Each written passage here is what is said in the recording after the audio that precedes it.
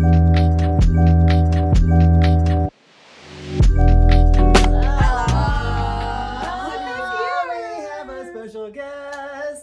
we welcome Taylor Welch to the dining room. Podcast dining room. The podcast dining room. He's here to share a few thoughts with us as we get started today. All right. Well, before we start, we did not take him out of school for this podcast specifically, but can I explain it? Okay, yeah. So basically, you're probably wondering why I'm not in school. It's Friday still. Well, I actually am kind of sick, but I'm feeling a lot better. We're so glad you're feeling better. So glad. You were really sick yesterday. Yeah, yesterday I had a fever, so. Yeah, and now you're doing better. Yeah. So you're here. So you said you wanted to share some thoughts. What are your thoughts for the podcast listeners? About what? What do you want to share? Like soccer, Fortnite, NBA? Fortnite updates. Oh, did you get your Fortnite skin? Oh yeah, I got the new typical gamer skin. Yeah. It's called Typical Gamer? Yeah. That's pretty funny. He's ironic, Fortnite. I got the full bundle of it, and I also got his girlfriend as well. Oh. In the bundle. Interesting. And like what's so cool is like that. So it can start off with red, but you can switch its styles and colors. Like you can switch it from red to blue. It's fun. And you can also customize his girlfriend as well. Like you could also switch that from red to blue. Wow. Why do you think he comes with a girlfriend? I don't know. That's probably just how he wanted to picture it with that pic. Yeah. What are they trying to promote? I know. What's your favorite thing about Fortnite? If people don't know Fortnite, like why do kids play Fortnite? Kids play Fortnite simply honestly, if you're just like really bored and then you're like, oh, Fortnite's pretty fun. And like if you have some stuff going on, then like Fortnite would definitely be very good for your mental brain. But what makes me super mad is that like when I finish second place and this guy snipes me from like 3,000 meters. Oh, that stinks. And I don't even know where he is, and then he somehow headshots me, and then so that's not the best situation to play Fortnite in because obviously you're gonna crash out and maybe break something if you guys are ragers. But Wait, you're not a rager, right? You don't. Yeah. You also just said that Fortnite was good for your mental state, right? Like it calms you down sometimes, but then not when you lose. Like if you're like, it's fine if like you're 30th place and you're like, oh, that was just a little bit of a bad game.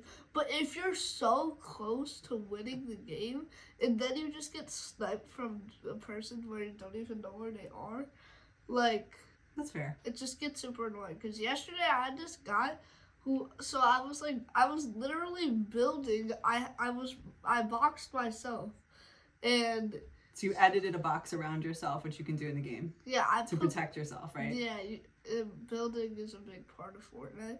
So I built a full box, and then this guy shot me with a sniper through the wall. How did he do that? It's called cheats.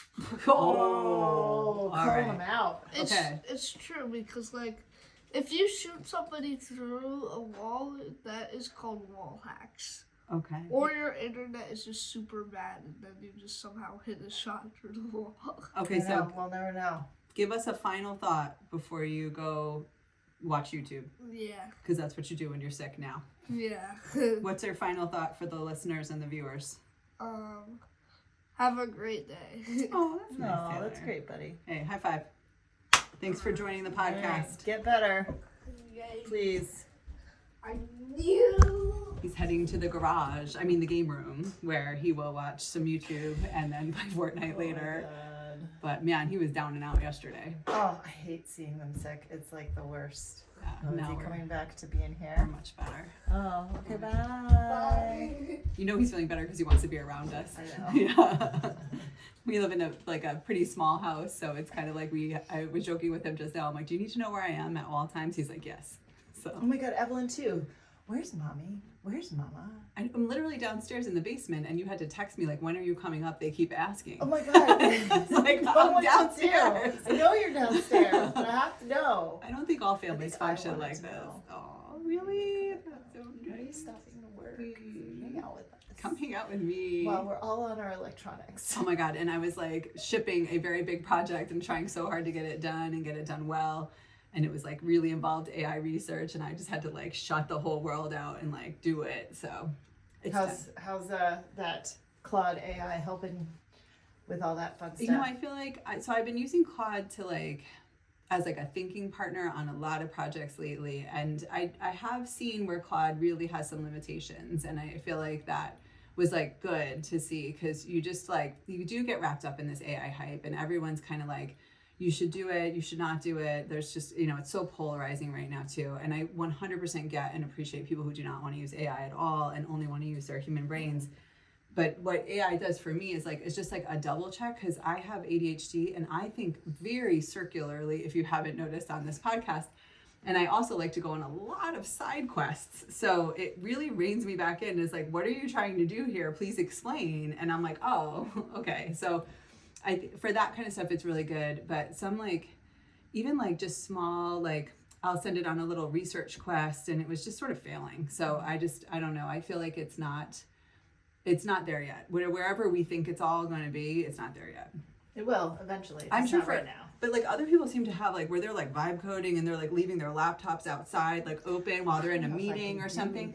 But I just also feel like this like trust in the AI to do it right and do it well, I think is misguided right now, where you literally have to check every single step of what that thing does, because it does make a lot of mistakes. And also you don't know in your head what you did, you know, like if you're just kind of phoning it in through AI, you don't like feel it the same way. Well, and then it's like, how long does it actually take? Which is faster, just doing it from the beginning or using AI as a tool? There's been a couple of research projects, like I was using Notebook LM for a while, and I was like, this is slower. Like this is definitely more work, because you have to teach it, you have to correct it, you have to go step by step with it. It's almost like training another person, which is like fine if it then learns and gets better.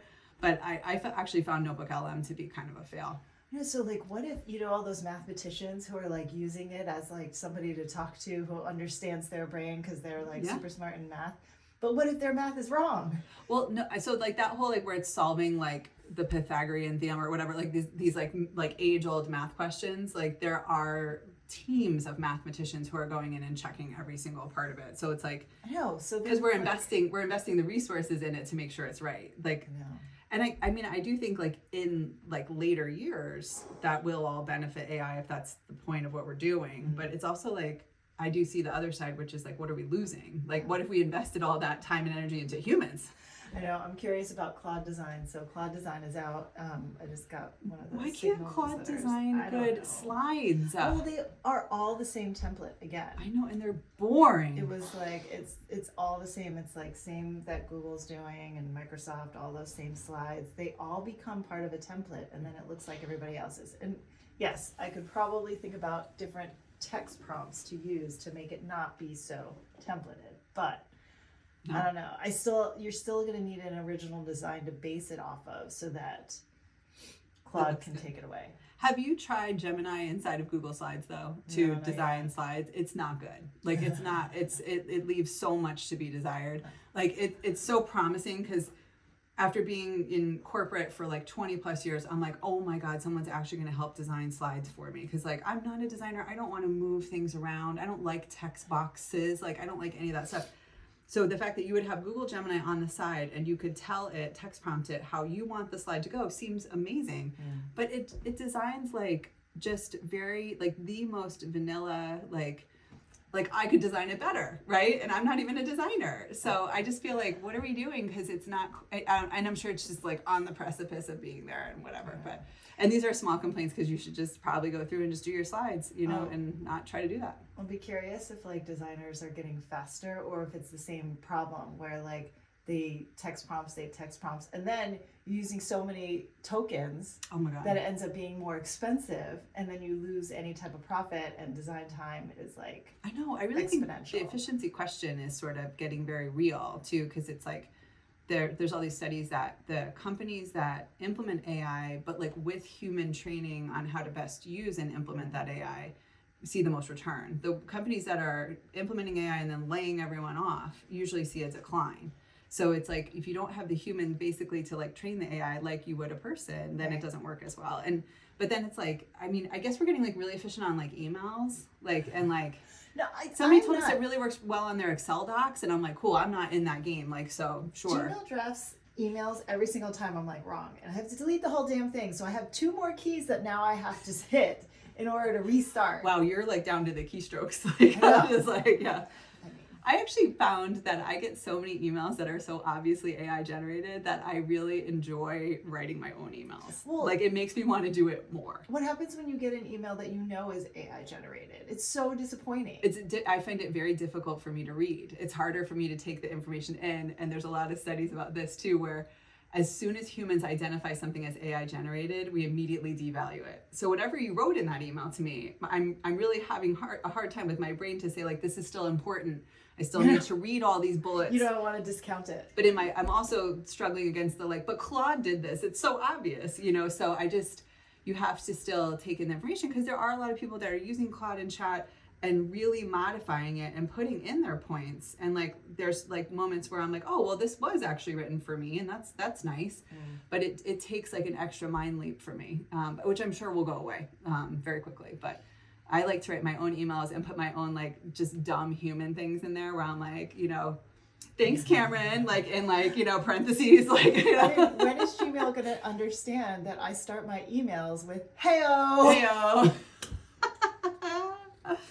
Well, I know, because I have like you've probably developed like your particular email things over the years, as has our audience, I imagine, where if I know the person really well, then I write "hey." Like, if I know the person not so well, or if it's more formal, it's "hi." Right. And if it's really formal, it's like "hi all." Like, because then if it's informal with a group, it's "hey guys." So it's like, we've done all those things, and that's not in there yet. And when it's not in there, I'm like, wow, I miss it. Are emails going to get even more casual so they don't sound like AI? Maybe. I know it could really go the other way, but like AI doesn't understand. Like, you have to really force it into those human emotions that way, and because it doesn't immediately do that. No. Yeah. It's just a math matching game. That's all it is. I'm so curious about the pricing of AI too now, right? So AI still needs to, all those AI applications, businesses need to make money. In order for them to make money, especially with the amount of people who are using it to compute, right? Now they're going to make it more expensive. And so is there going to be almost like a leveling out or a complete decline of using AI because it costs too much for corporations and they're losing like profits, whatever? I don't think so. I actually think it's the other way around, because I think that we become more dependent every time it gets implemented. And I think there are a lot of corporations that have like kind of just rolled the dice that this is the way to go, and they like have to make it work. So it would be like almost like a sunk cost for them now if they gave up on it. So they're going to just keep working on it and make it work and make the tokens work. And then, but it's also like, maybe you only get a certain amount of time on the model. Like, so it's like we both have access to their proprietary model if we work for a company, but you get 4 hours and I get 6 because my work is more important than yours. But something like that, I don't know. I'm just making stuff up. But I think that it's a really wild world when, like, I've had so many students. And I was writing my instructor manual for the PR writing workshop book, out June 11th, and available at all your Barnes and Noble type websites. The thing of the students, when we teach them about this kind of stuff, and we talk about this in the classroom, is that it's just such a reality to me, because they tell me that in their internships and in their very first jobs, the PR jobs, they kind of like sit them down and they say like, okay, here's your computer and here's like your desk and your work area. Here's our AI proprietary model. Start writing some pitches with it. You get about like 10 to 20 minutes per writing project. Use the model to be more efficient and fast. How do you think PR firms are doing it though? So like, if you're a PR firm, you've got maybe like, I don't know, 100 clients, right? So are there separate proprietary models per client? No, I think there's sensitive information, right? I think you have one for the whole That's agency, for the whole firm, and then it breaks it down per client. Like, there's like sub. But what if AI takes that secret information and does something with it? Well, it wouldn't be proprietary. That like it's supposed to be a closed loop in your companies. You take like the Chat GPT, like the GPT technology, and you make it your own with like Jannie, with like an API and all those kind of like technical words that you know and I don't. I don't know. I only know that it's an API, and I'm not good. That's as far as I go. Actually, I want to go. Actually, me too. Like that's where it ends. It's like when my math. And that's when the IT person is really useful. I think IT will survive in a way because like we do need a human to kind of come in and be like, it's not working. That's how I am. Claude is being mean to me. But like my math level of like knowledge really ended at like y equals mx plus b. Like truly that level of algebra. And I feel like there is the tipping off point for me with the sort of like the back end stuff. And I think that that's hard because the back end kind of becomes the front end with AI. Like you do have to ideally know a little bit of both in order to make a responsible decision. Responsible. I've been writing about explainability and responsibility in AI for the past couple of weeks, and yeah, it's a whole area of research, which is really reassuring. But a lot of it is like there's some weird stuff where like there's more math to explain the black box math, and I'm like, is more math really the answer? I'm scared of the black box. I know that what a name, right? Too like what developer or coder came up with that and was like, it's called a black box, you know, because we can't see into it, and that's the model. How it works, like what does it weight, what does it value? You're never going to know that for ChatGPT or Claude, because that's how they make all their money. But it's called the black box, like you know, like pilots, like the black box in the cockpit, you know. So it's kind of dramatic. So dramatic. Yeah, but all right, you know, AI, robots, always our favorite topics. Gonna do construction, it'll be fine. I know. So until the robots take over. Let's talk about. So it's funny to think about this because there's so much of like we are always thinking about AI and we're always talking about it in some way, shape, or form, and then at the same time you're renovating the house again. Which I feel like maybe that's why I'm diving into it so much, because I just need a break from all of the electronics. Yeah, like you need like physical work that you're making with your own human brain and hands. Does it feel good doing that? Like, is that like a good answer for people? Go build a patio, you guys. We did a talk with a handful of entrepreneurs at a luncheon, and I think introducing myself kind of sums it up. I've been trying to get out of web design for over 20 years. I know. You know, I once titled a talk PR, I Can't Quit You. You know, like it's I don't know what it is. Like I have been trying to get out of website design since I got laid off of my first job in 2002. What do you think? Still doing it. But like, what keeps you in it then? Because that was a long time ago. 2002, like people have been like born since then. I don't know. So the doors keep on opening, so I keep walking through, right? So I'll just take the path, and you know, I'm still interested in it. I like doing it. It's fun sometimes, most of the time. It's tedious though. It is tedious. Like I see your work and I'm like, I couldn't do it. But I don't have to code anymore though, right? So that like so as code evolved, now it's like drag and drop. And so again, jobs have changed. They're just constantly changing. So where are they changing with AI? Yeah. Somebody asked me like, can you connect Squarespace to Claude? And I'm like, not yet, but I have a feeling I would think it'd be smart for them to join that kind of lane, having Claude be able to build a Squarespace site for you and just transfer it to Squarespace, but I don't think they've figured it out yet. Yeah, and otherwise, what do they have to do? Like build their own AI inside of Squarespace? Yeah, which they kind of have already, and it's crap. Yeah. It's like you still have to know how to launch it, how to connect it, where do you register your URL, and it's same with all the platforms, Webflow, Framer, all of them have AI fun, but some is just better than others. And right. also like, I think that because people are like, why is it always ChatGPT or Claude inside of everything? Right. And it's because those are the best ones. Right. Like that, this is a race and they're the two leaders right now. And they have the frontier models, which means like the first ones that are kind of the best ones because they've been training the longest on the most data sets. But it's almost like, are we just going to end up at a monopoly? Like once somebody wins, you know, but are there other, because there's so many other ways to do this. There's a writer that I like, Kieran Ho, who wrote this book called Empire of AI.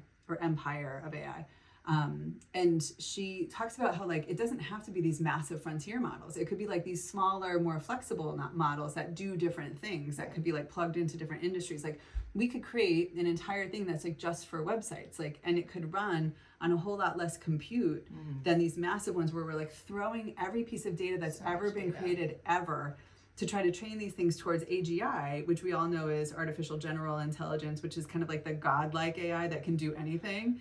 And it's like, is that the point? Like, and also, is it worth it? Is what she asks, and I agree. Like, what if we just superpowered all the other things that we have and made it like a specialty tool rather than a godlike thing that we're not even totally sure what we're going to do with? I don't know.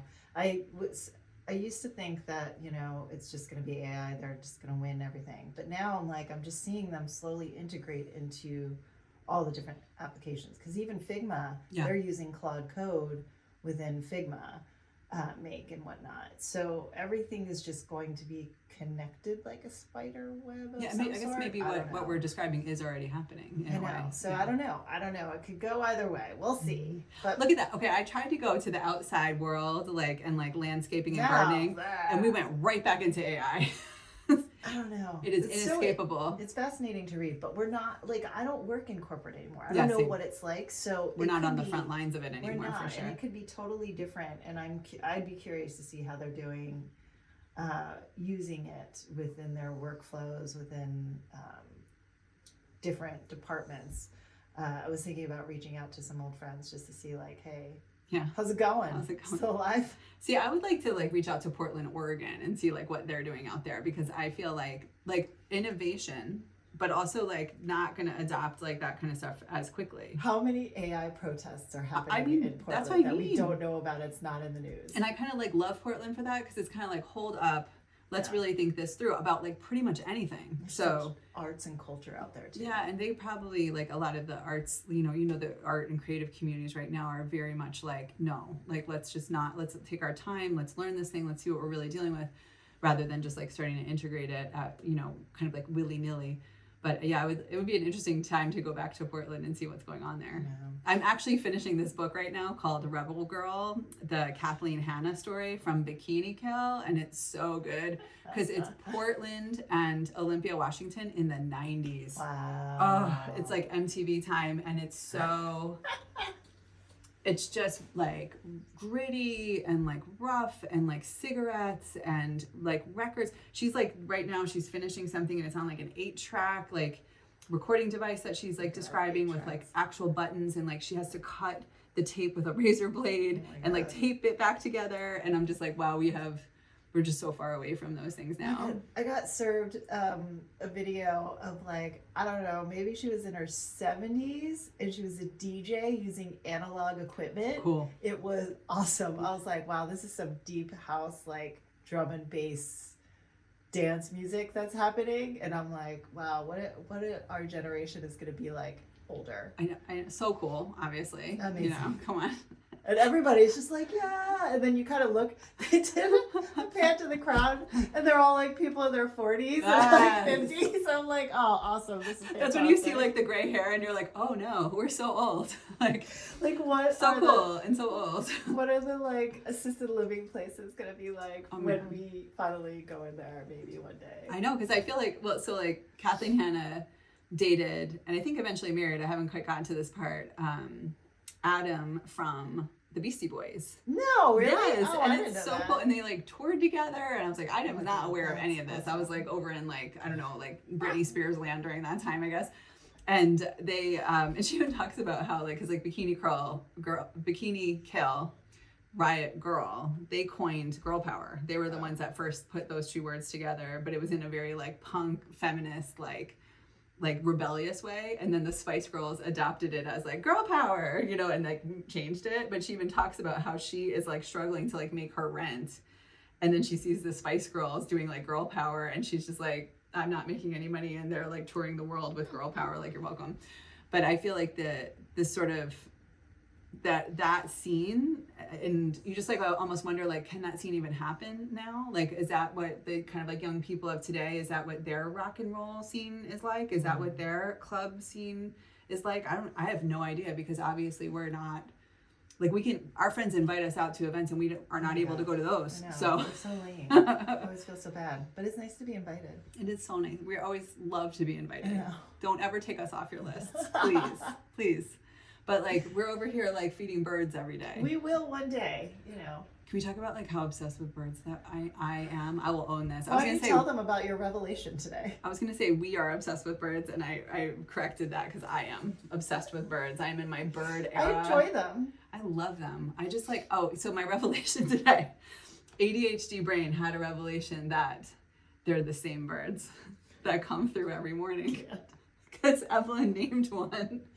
Its name is Barrett, which is like the most random name ever, and it's some kind of chickadee. I can't remember this. It has like a black kind of head, and it's very one of those like cutie little small bodies. And she named it, and then I just happened to see it again like the next day and the next day and the next day. She's like, "Oh, Barrett's there again," and I'm just like, "Huh." Oh my God, it took you that long. Like, how many days did it take you to realize? How many years, Jannie? My entire life I have lived somewhere with birds and not realized that that is their home as well. And that they come back every day to the same feeder. It is the same raccoon that lives in the backyard and probably the same squirrels. Squirrels. Oh my God, those squirrels upside down on that God. feeder yesterday was so funny. Hanging from its feet, from the top of the bird feeder and just eating. Upside down. It was so long. Yeah, it looked like a little ferret. Oh It my was God, crazy. It did. That was funny. But like, I feel like taking pleasure in those like really small things. It feels really nice now. I can see how maybe this is just getting older and you like slow down a little bit and you're like, oh, birds, oh, squirrels. They've been here this whole time. I didn't realize. I just really enjoyed working on the house and just doing all the different design ideas, whether good or bad. I like your little table. That was a cute Listen, one. My table is an art piece. You should It's describe heavy what. as shit though. But man. you- like it is like. Did you try to pick it up? Not. No, I'm not going near the table that has like asymmetrical, which I'm really surprised because you're normally very symmetrical. But is it asymmetrical? Oh. Did you really look at it? Oh, but also, so you had like what? How many pieces of leftover wood? Several pieces, because I screwed up on the step. I bought the wrong width of a step, and it was like too high that I was just like, this is like barely a step. This is dumb.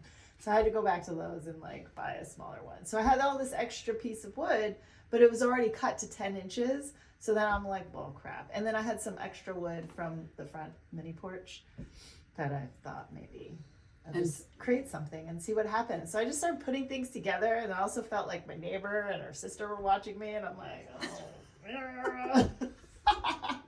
Like self-conscious table building. I was just looking at it, and then I was like lifting parts of it. I was like, wow, this is freaking heavy.